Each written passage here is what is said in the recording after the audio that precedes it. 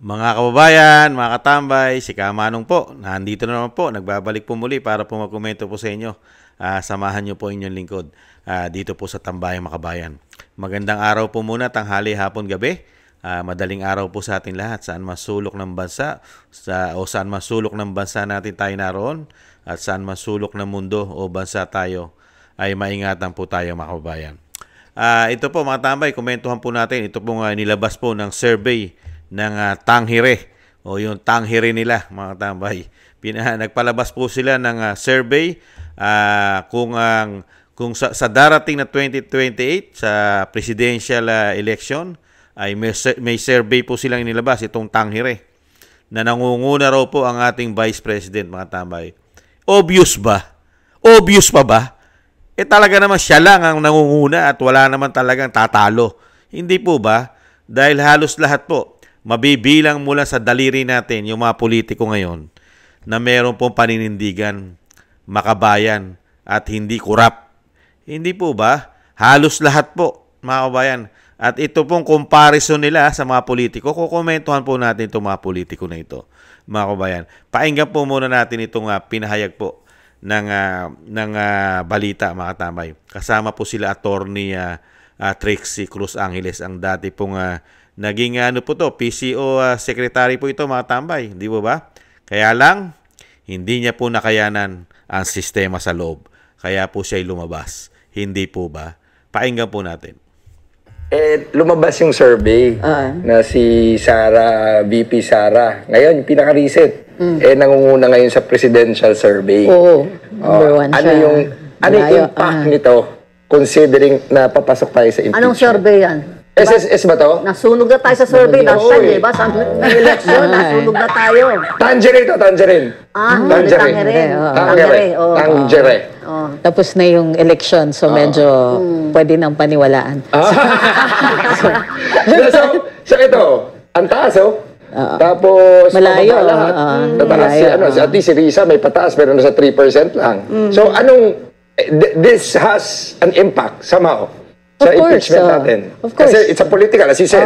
So this will be, is this like a prediction or some form of kumbaga himas na we can expect a more favorable outcome for the VP? Yan na nga sinabi ni VP Sara herself, di ba? Sinabi niya na repeatedly, kaya siya binabash ngayon, kasi she is perceived as a front runner sa 2028. And we will see in 2028 kung sino ang tatapat kay VP Sara. Well, kung ako politiko and my political career depends on whoever is going to be the president, tataya ka dun sa forerunner.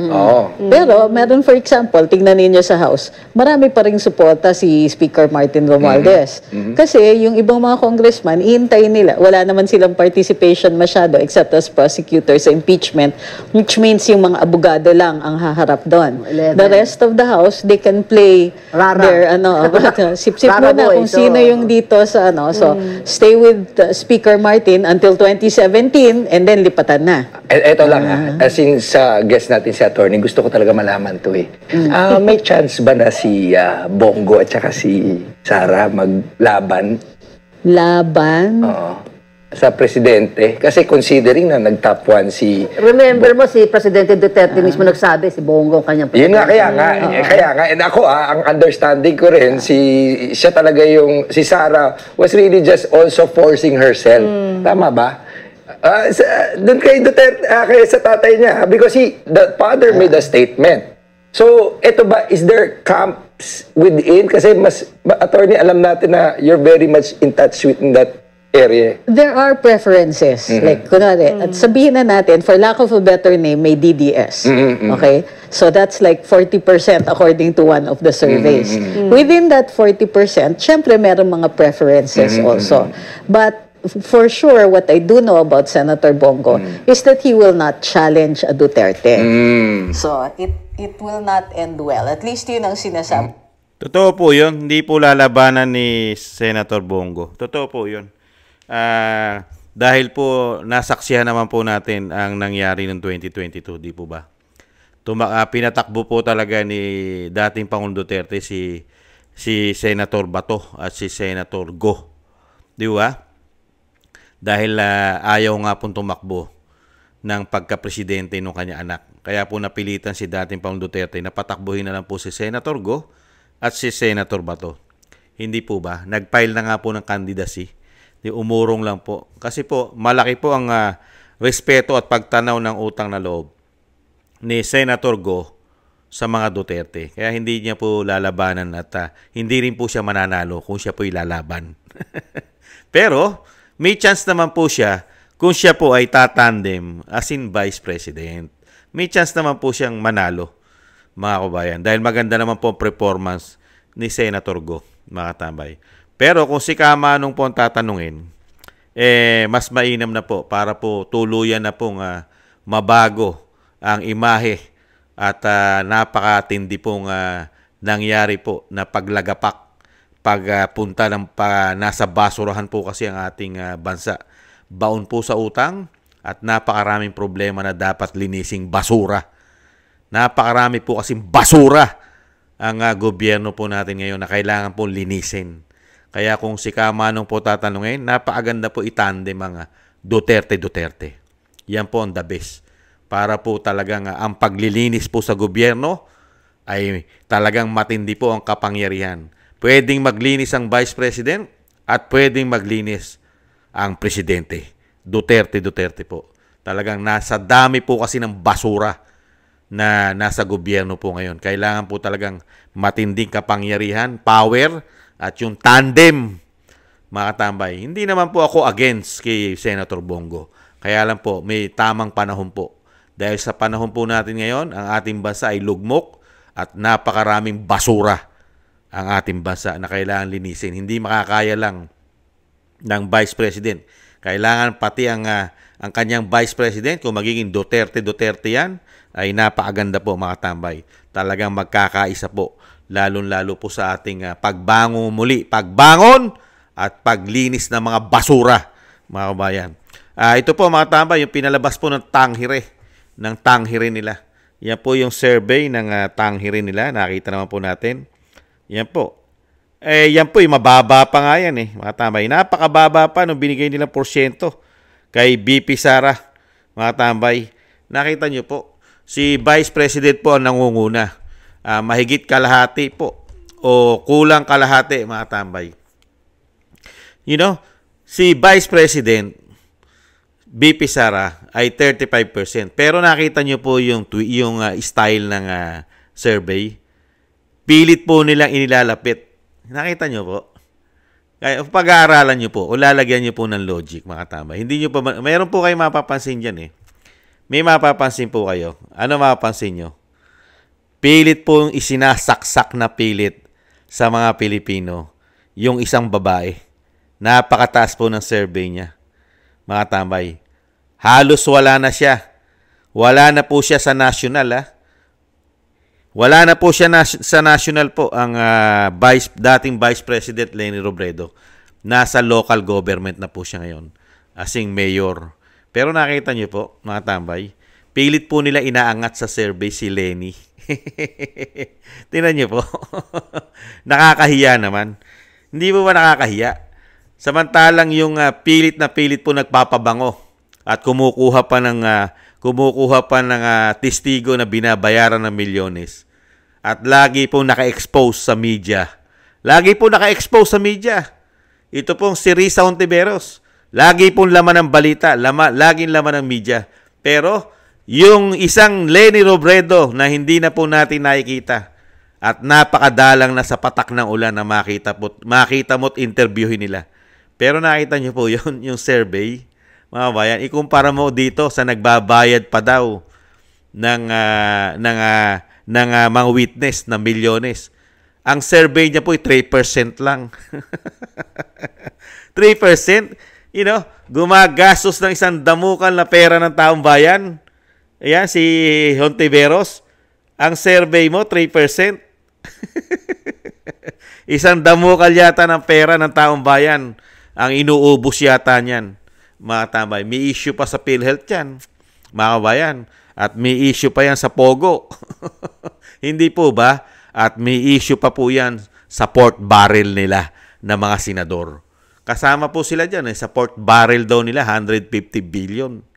Hindi po ba, mga kabayan? Napansin ko lang po, si Vice President Sara Duterte, 35%. Tapos biglang pinasok po si Leni na 19%. Nakita nyo po? Kaya po itong mga survey na to, uumpisahan ka lang yan dahil malayo pa halalan. Nag-uumpisa po yan. Ganyan po mga survey Tapos pagka malapit na po ang halalan, mga tambay, doon po sila babanat. Kung i-condition na po ang mga Pilipino, yung tinatawag na mind conditioning. Diyan na po sila babanat ang mga survey. Meron na po yang sasabihin na minamanok din yata sila o nababayaran yata sila.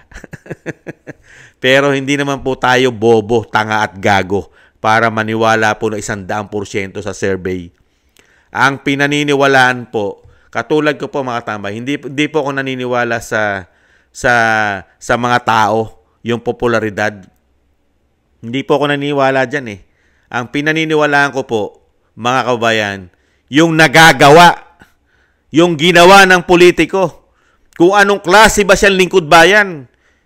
Hindi po ako tumitingin sa popularidad, sikat, kilala. Mataas sa survey. Dapat iboto, hindi po. Ang kailangan po yung ginawa, yung tinrabaho. Anong klase bang politiko yan? Lingkod bayan kasi ina-applyan yan. Hindi po yan sikat. Hindi po yan mag-showbiz. At hindi po yan broadcaster. Para po magtrabaho sa atin at parang artista at parang broadcaster. Hindi po. At sila po, hindi po natin kailangan yung mga tao na politiko na magtatrabaho po sa atin para sa pera lang natin, para magnakaw. Hindi po natin kailangan ng mga magnanakaw. Ang kailangan natin, totoong lingkod bayan. Di po ba? Nakita nyo po, ang mga Duterte hindi kilala. Di ba? Hindi kilala yan. Di po ba? Ikumpara mo sa mga traditional politics sa Luzon na mga kilala. Di po ba? Kaya lang nakilala ang mga Duterte dahil sa ginawa nilang trabaho at pagbabago sa kanilang syudad. Di po ba? Sa City of Davao. Di ba yung Davao City? Nakita ng mga Pilipino kung gaano kagaling mamuno. Nakita nyo po? Di po ba? Dahil ang Davao galing sa worst na city, napakaraming problema, lalong-lalo sa mga makakaliwa. Pero ngayon, napakaunlad, malinis, at kinikilala pa sa buong mundo. Di po ba ang syudad ng Davao at hindi lang sa buong Pilipinas kinikilala? Hindi po ba? Yun ang tinitingnan ko po kasi mga tambay, yung ginawang trabaho ng politiko. Di po ba? Kasi itong mga ito, katulad ni Vice President, galing po ito sa local government. Nag-mayor po ito Nag-vice mayor. Pero nung nanukulan po siya, kaya nga hangaan mo dahil yung kanya syudad na pinaglingkuran bilang vice mayor, naging mayor siya riyan. Di po ba? Napakaunlad nung kanilang syudad. At walang utang. Zero debt. Di po ba? Yung kanilang syudad, walang utang. Nung panahon ni BP Sara at hanggang ngayon, hindi baon sa utang ang Davao City. Maunlad. Malinis. At may disiplina ang mamamayan ng Davao City. Di po ba? May disiplina. Yun po ang tinitingnan ko, mga tambay. Kaya nga po, bilib ako sa ganyang politiko. Mga tambay, wala pong binabatong mga issue na katulad ng mga politiko. Mga sugapa sa pera. Ang issue puro korupsyon, port barrel, at mga extraordinary. Di po ba? Ang paninira lang sa Vice President, dinadala nila sa confidential fund. Di po ba, mga kabayan? Kaya po ito po, nakita po, 35% ang Vice President. Si Leni, 19%. Naungusan pa ni Leni, si Senator Bongo na nag-top sa pagiging senador. 13%. Si Tulfo, 9%. Yung tinatawag na tambaluslos, 6%. Si Risa Hontiveros, 3%. Si Chis Escudero na may issue ng pork barrel ang mga senador, 150 billion. Mga tambay, 3%. Si Robin Padilla, 1%. At ang isa na namang Marcos ay 1%. Si Amy Marcos. senadora, mga tambay. Nakita niyo po itong mga politiko na ito. Si Lenny, nakita po natin kung paano magtrabaho yan. Kino-comparison ko lang po, mga tambay. Tumitingin po katulad ko po, ako po, komento ko po, tumitingin po ako sa trabaho, sa performance. Dahil ang Vice President, nakita ko po nung siya ay naging Vice President at nakita ko rin maging Vice Mayor at naging Mayor. Yung performance. Ngayon, limitado ang kanyang trabaho bilang Vice President pero hindi po siya tamad. Hindi siya baldado. Matalino po siya. Working hard Vice President po siya. Masipag. Nagtatrabaho. Kahit po pinopolitika. Di po ba? Napakarami niya po nagagawa. Kauna-unahan pa siya nagkaroon at nakaisip na ilapit sa Pilipino ang opisina ng Vice President. Di po ba? Napakarami niya pong pinagawang satellite offices ng Office of the Vice President. Siya lang po nakagawa niyan. Marami pong paggawa at pagtulong. Kaya lang kinitil po ang budget niya dahil sa politika. Dahil dito. Dahil sa susunod na presidente. Kaya po siya pinagkaisahan. Hindi po ba? Napakarami nagawa. Ikumpara po natin kay dating Vice President Leni Robredo. Ang tinarabaho lang po nito, mga tambay, ang tinarabaho niya lang halos sa halos ng 6 na taon, ipolitika, siraan ng siraan, halos ng kanyang panunungkulan ang dating Pangulong Duterte. Dinadala niya pa sa ibang bansa. Di ba nagsalita pa nga sa Harvard dyan para lang sabihin na ang Pangulong Duterte ay napakasamang presidente? Di po ba? Napakarami pong paninira ang ginawa. Pero never po yan pinulitika ng dating Pangulong Duterte. Gustong-gusto na nga i-impeach siya ng Kongreso at Senado noong mga panahon na yon. Ano sabi ni dating Pangulong Duterte? No! Hindi kailangan. Pero ngayon, sa panahon ba natin ngayon, kailangan i-impeach ang Vice President na walang ginagawang korupsyon at kasalanan kung hindi magtrabaho. Ganyan po ang pagkakaiba ng presidente na sumisinghot ng pulburon, sumisinghot ng sinasabi ng mga kababayan natin, ang sumisinghot ng tawas o kristal, yung tawas, pulburon at coke, mga kababayan. Ganyan po ang pagkakaiba. At itong si Bongo, mga tambay, kung ngayon po siya mag-aambisyon na maging presidente, wag na po. Wag na po. Hindi niya po kakayanin ng Vice President. Okay na po yan. Nasama po siya sa sinasabing pagpipilian na inilabas ng survey. Ito pong tanghire o tanghire nila. Mga tambay. Ito po si Tulpo. Mga tambay. Ito po si Rapi Tulpo. Mga tambay. Ito po si Tulpo nung maging senador, nanahimik na po ito. Broadcaster po ito, mga tambay. At may issue rin po ito sa kanyang pamilya. Di po ba? Kinasuhan din po ito ng first family niya. Hindi po ba? Nagtatanong na si Kamanong. May kaso rin po ito. Katulad po ng isang senador. May kaso po at meron pong issue ng citizenship. Ito rin po. May issue rin po ito pero natatabunan na rin po yata. Ibang klase. At matatapang po itong Tulpo na ito. Lalong-lalo no sila ay broadcaster. Di po ba? Hahabulin ng mga magnanakaw. Hindi po ba? Hahabulin! Kailangan parusahan, ikulong ang mga magnanakaw. Di po ba? Hindi lang magnanakaw, pati mga korap na mga politiko, kailangan tugisin, parusahan, imbestigahan. Pero nung maging senador at congressman na, ang mga tulpo, mga katambay, may narinig pa ba tayo na inimbestigahan at pinakulong na mga politiko na mga korap sa gobyerno? Wala na. Pero ngayon, mag-aambisyon pa rin maging presidente. Bakit? Traditional, trapo, bata ng mga oligarko, manok ng mga oligarko. Hindi kaya? Nakita naman natin ang pamilya niya. Mga kababayan, hindi kayang bilhin nating mga Pilipino ang mga isinusuot pa lang nila. Grabe po ito. Politiko, broadcaster, YouTuber, social media influencer. Pero nakita po natin, grabe po ang kanilang style na pang bilyonaryo, mga tambay. Kasuutan pa lang, accessories pa lang, daang-daang milyon na po ang halaga, mga kababayan, ang kanyang pamilya. Lalong-lalo po ang kanyang asawa, mga kababayan. Hindi kaya magiging presidente ba yan? Kayo po ang makapagsasabi niyan. Kung anong klase po ngayon na politiko ang mga tulpo, mga katambay. Anong klase pong mga politiko ngayon ang tulpo? Sige nga, mula nung naging politiko, ano na po sila ngayon? Puro po ngayon, pipe. Pipe! Isang damukal na issue ng korupsyon, walang nakita!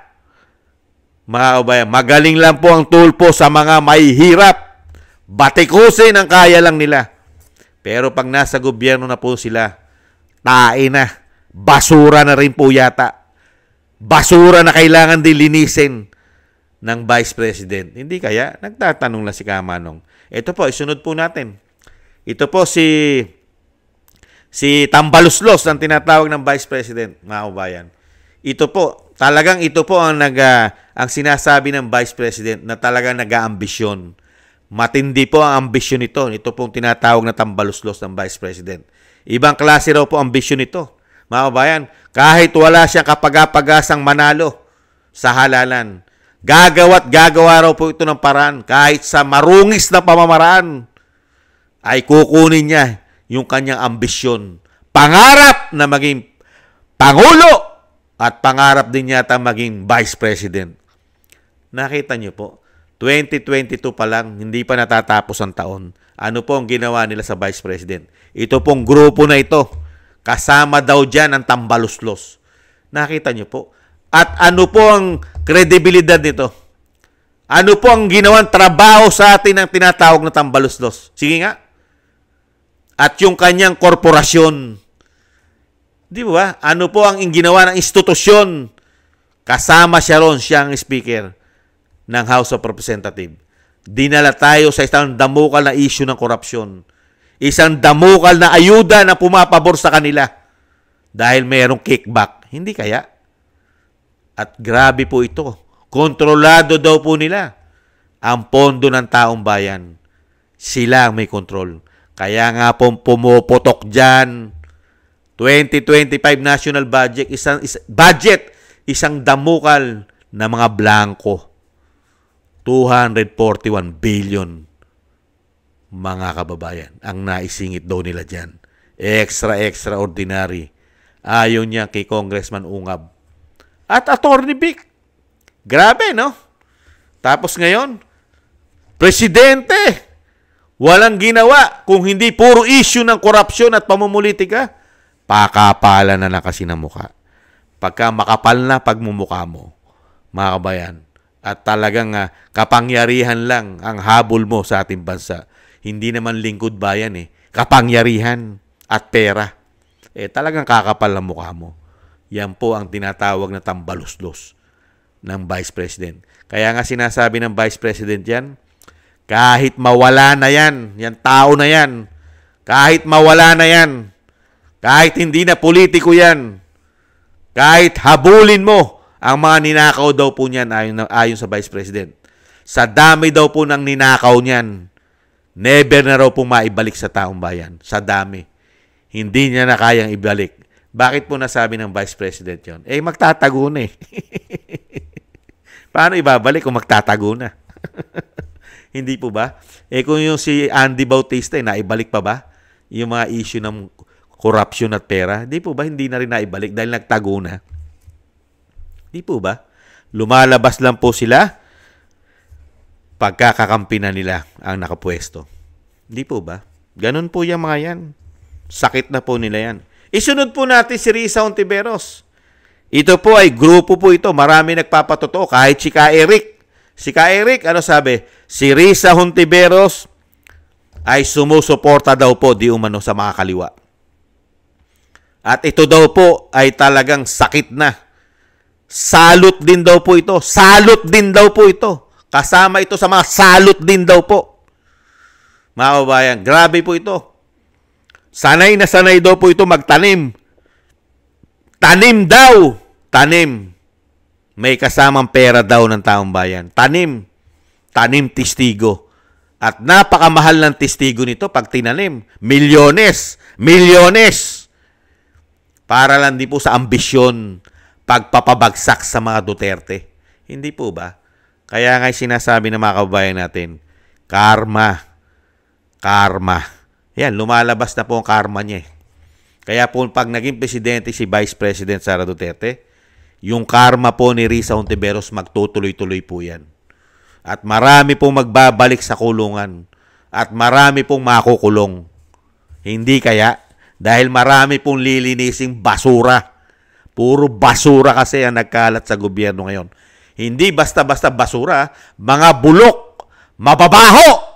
Madali pong makita dahil umaalingasaw sa baho kahit magtago sila. Hindi po ba? Ayan po, ang isa pong nag-aambisyon. 3% po yan, 3%. Ayon po kay tanghirin nila, mga kabayan. At ito po isa. 3% din, yung Senate President. Si Chis Escudero, mga tambay, na no comment. May pumuputok po kasing issue sa kanila.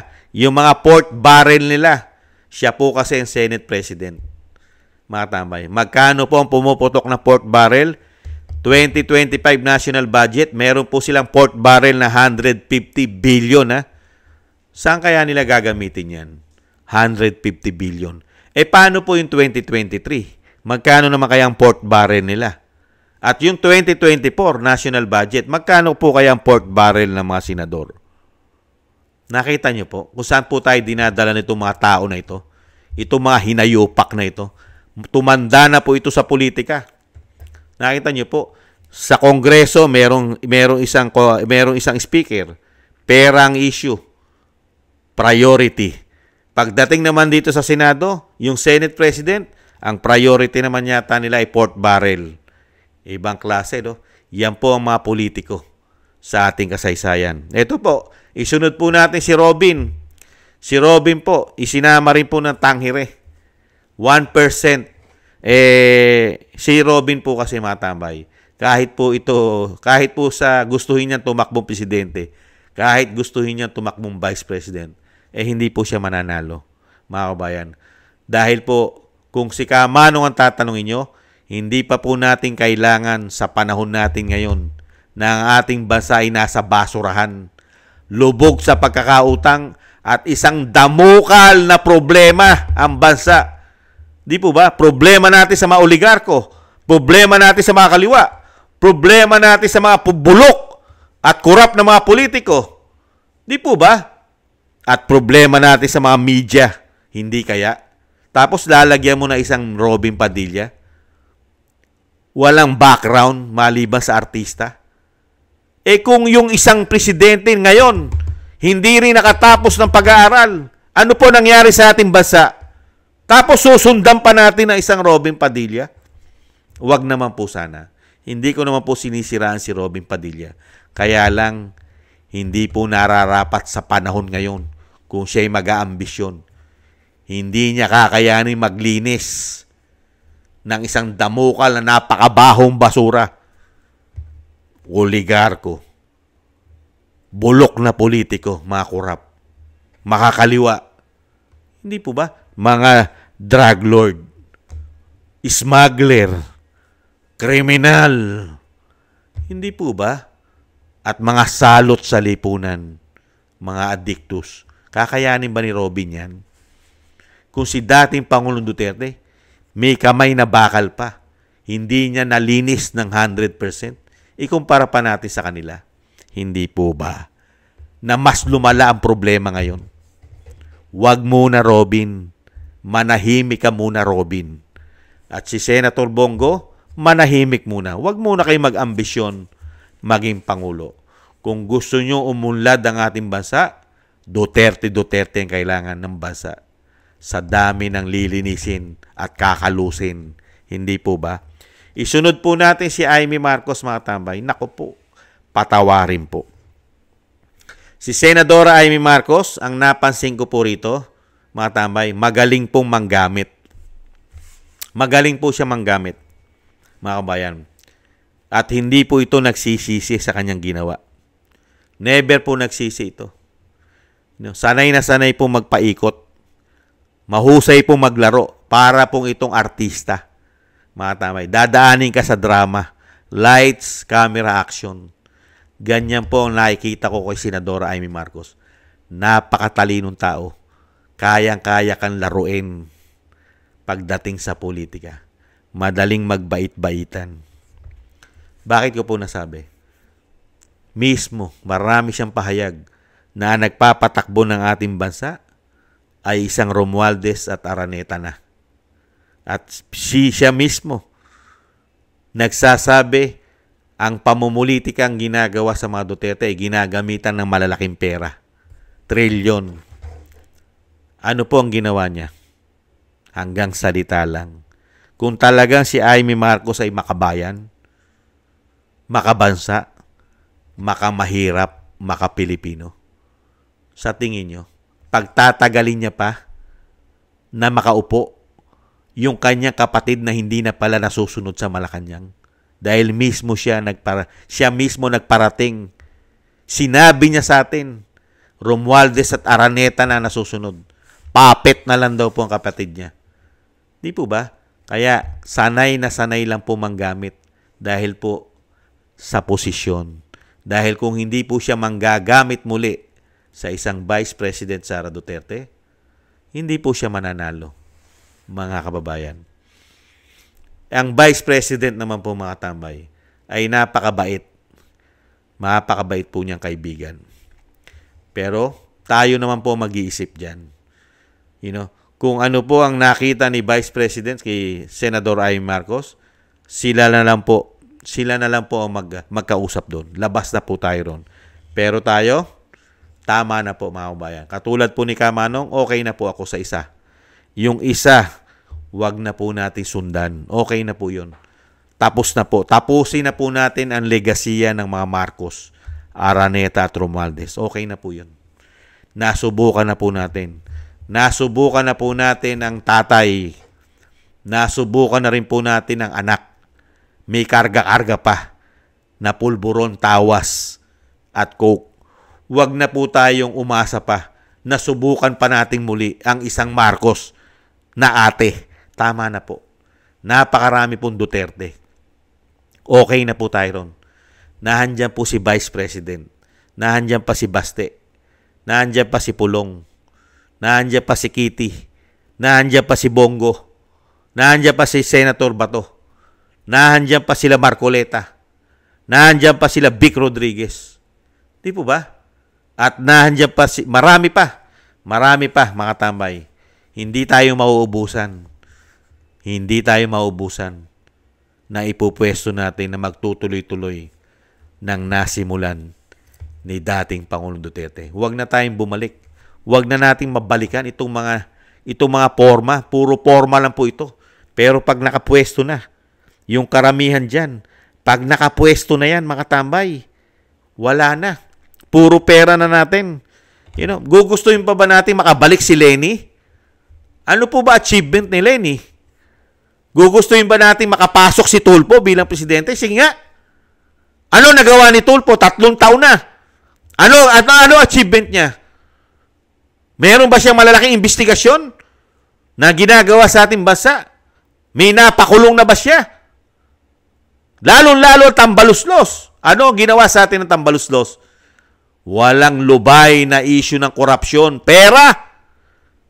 Lalong-lalo ang ginawang impeachment. Di po ba? Pera pa rin. Yan. Si Risa Hontiveros. Yung mga sineserve ng tanghirin nila. Ano ginawa ni Risa sa atin? Tumanda na dyan yan. Walang ginawa yan kung hindi suportahan. Karamihan sinusuportahan ay masasama pa. Hindi po ba? Yan. Katulad ni Escudero. Ano po ito si Escudero? Ano po ang napala natin kay Escudero? Ano napala natin? Sige nga, minapala ba tayo kay Escudero? Minapala ba ang bansa? Di po ba? Kay Robin, wala pa tayo napapala kay Robin. At lalong-lalo sa ate. Yung kanyang bulok na kapatid, bulok na pinsan, pinag-uubra niya. Nang nanunungkulan sa atin ay puro bulok, mabaho, na kailangan linisin pa ng mga Duterte ito, mga bulok na ito. Mga basura na ito. Hindi kaya? mga kababayan. Kaya po, abangan po natin mga tambay. Yan pong ginagawa po ng mga survey. Umpisa lang po yan. Pagdating po yan. At yan po mga survey na yan, mga tambay. Tatrabahuhin po nila yan. Dahil hindi naman po nila titigilan yan eh. Hindi rin po titigilan ng media yan. At sa tingin nyo, titigilan nitong mga nag-aambisyon na walang pag-asang manalo at puro katarantaduhan lang ginawa sa ating bansa. Puro pagnanakaw, di umano, ang pinagagawa sa ating bansa. Sa tingin nyo, titigil yung mga yan? Dahil alam nila sa mga sarili nila na marami silang kasalanan na alam ng Vice President ang mga ginawa nilang kasalanan at pandurugas, pandarambong, pagnanakaw sa pera ng bayan, di umano. Hindi po ba? Sige nga, sa tingin nyo, hindi gagawa ng aksyon yung mga yan? Titigil ba yan hanggang 2028 katulad ni Tambaluslos? Hindi titigil yan. Sila Risa Hontiveros? Sige nga, hindi titigil pa yan? Na hindi mapabagsak ang Duterte? Malabo! Mga kababayan, hindi po titigil yan, mga kababayan. Gamit ang media at gamit din ang pera natin. Hindi kaya? Kaya magbantay po tayo mga tambay at syempre po, lagi po nating isama po sa ating po mga dasal at panalangin na maingatan po ang pamilya Duterte. Lalo-lalo po ang dating Pangulong Duterte at Vice President na talagang pilit po nilang pinababagsak. Dahil mabibilang mo lang sa mga senador, mga kababayan, ang hindi silaw sa pera dyan. Mabibilang mo lang. Lahat po yan, pwede pong masilaw at kakampi nung may hawak at may kontrol ng pera ng taong bayan. At ganun din po sa mga congressman, mga kababayan. At syempre po, malalaman po natin yan. Dahil kung hindi po nila kaya at hindi nila mapapabagsak ang Vice President, ang mga politikong masasama at kurap, meron po sakit yan. Ano po ang unang sakit ng mga politiko na hindi na po nila kayang tanggalin sa mga katawan nila? Mga kabayan, yung mga kurap, may sakit po yan. Napakatagal na po. Dekada na po. Pag malapit na po ang halalan, lumalabas na po ang mga sakit ng mga kurap, mga magnanakaw, di umano ng mga politiko sa bansa, lalong-lalo mga senador at mga congressman tatakbo. Pag malapit na po ang halalan, lumalabas na po ang mga sakit niyan. Yung mga kurap at magnanakaw na politiko, di umano. Ano po yon? Yung sakit na pagiging balimbing, pagiging hudas, traidor. Yan po ang sakit ng mga magnanakaw na mga politiko, di umano. Pagiging balimbing, hudas, at traidor. Yan po. Sakit po nila yan. Lumalabas po yan, side effect na yan. Pag malapit na po ang halalan, mga kababayan. Kaya, alam na po natin ngayon. Nakita po natin yung mga talagang hindi po naging hudas, hindi naging balimbing sa mga Duterte. Mabibilang po natin yan. 300 plus po ang representative congressman ng House of Representatives. 200 plus po yung pumirma, mga kababayan. Kaya po yung mga nanatili po sa tiwala o yung tiwala nila sa mga Duterte ay wala pang 100. Nasa 70 plus lang. Yan po ang hindi nabili. At sa mga senador, ilan pong mga senador dyan ang masasabi natin na talagang nasa Duterte? Yan. Senator Bato at Senator Go. Yan, sana si Robin Padilla. Diba? Tingnan natin kung itong mga bilyar ay papanig. Dito po kay Senadora Amy Marcos, hindi po natin alam, mga tambay. Dugong Marcos po yan. May ambisyon din po maging presidente yan. May ambisyon din po maging vice president yan. Mga tambay, mahirap po. Sanay na sanay po yan. Professional po ang Amy Marcos. Isa po yung professional, mga kababayan. Nakita po natin ang ibinigay po niya sa atin na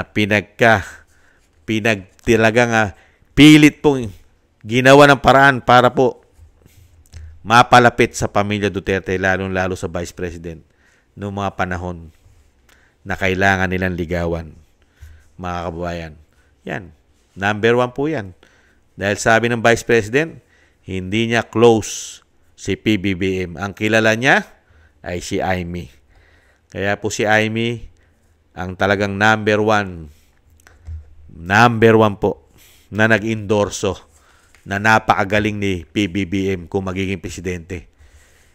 Ano po? Sino po ba unang nagsinungaling? Hindi po ba si Amy? Dinamay niya po ang Pilipinas. Dinamay niya ang mga Pilipino. Kaya po tayo ngayon, naghihirap po tayo. Baon pa tayo sa utang. At siyempre po, dinala pa tayo sa kahihiyan sa buong mundo. Dahil po, nagkaroon tayo ng gobyerno na pinatatakbo ng banyaga. Lalong-lalo ang ating soberenya at ang ating judicial. Nakakahiya, mga kababayan. Napakaraming problema ng bansa. Pero ang tinututukan lang nila, dahil meron po tayong Pangulo, ang tinutukan lang po ay politika at issue ng korupsyon. Hindi po ba? Kaya po mga tambay, yan po. Yan po ang komento po natin dito po sa pinalabas nilang survey. Si Kamanong, hindi po tumitingin sa mga kung anong klase kang politiko. Ang tinitingnan po na inyong lingkod, yung trabaho ng politiko. Kasi sila po yung lingkod bayan. Hindi po sila boss. Hindi po sila hari. Hindi po natin kailangan ng hari at boss. Ang kailangan po natin, lingkod bayan, makabayan, makapilipino, makapilipinas, makamahirap, hindi maka-oligarko, makabanyaga. Hindi po natin kailangan yan. Sinisiraan lang po nila mga Duterte na pro-China. Yan lang po lagi nila sinasabi, pro-China. Palibasa, wala na silang ibabato dahil wala po silang nagawa. Nada. Kaya po puro paninira na lang po ang ginawa nilang trabaho. Hindi po ba? Hiyang-hiya naman tayo sa kanila. Maraming salamat po mga tambay sa gusto po ng ating Tambayang Makabayan sa YouTube at TikTok. At ganoon din po sa mga nagko-comment, like, share, and subscribe. At maraming salamat din po sa ating mga subscribers. Thank you po sa inyo. Shoutout po sa inyo lahat. Mabuhay po kayo. Ingat po. At thank you rin po sa mga biyayang pinagkakaloob po ninyo. Maraming salamat po. Shoutout po. Kingston 123 ng Hong Kong. Eric Hershio ng Canada. Jake Yahoo 4531 ng Maisog, California, USA. Gina Ray Solidides ng Berlin, Germany. Julieta Silona ng Sydney, Australia. Baby Roman, Ate Isa ng Cagayan Valley. Si Jem Aris ng United Arab Emirates. Jovelyn Watanabe ng Japan. Ako si Pilam. Annie Joe. Teodorico Erguisa Jr. Si Arfel Villacorta. Wills Bubbles 5697. Rosalina RK. Team 888. Michelle Yamaguchi Vlog. At si Norma Garcia. Maraming salamat po mga kabayan sa inyo po mga biyaya at tulong na pinagkakaloob po. Thank you po. Ingat po kayo. At lalong-lalo po sa inyong mga paggawa. Shoutout po sa inyong lahat. At syempre po, yung dasal at panalangin po, isama po natin ang pamilya Duterte na maingatan po sila, ang Vice President, at lalong-lalo po ang ating dating Pangulong Duterte na maingatan po sana mga tambay. Lalong-lalo po ang kanyang kalusugan at madugtungan pa po sana ang kanyang buhay at kalakasan. At makabalik po sa lalong mabilis sa ating bansa mga tambay. Sana po. Siyempre po mga kabayan, maraming salamat po. Sa muli po, paalam po muna. Happy weekends po mga tambay. Ingat po tayo. Bye-bye.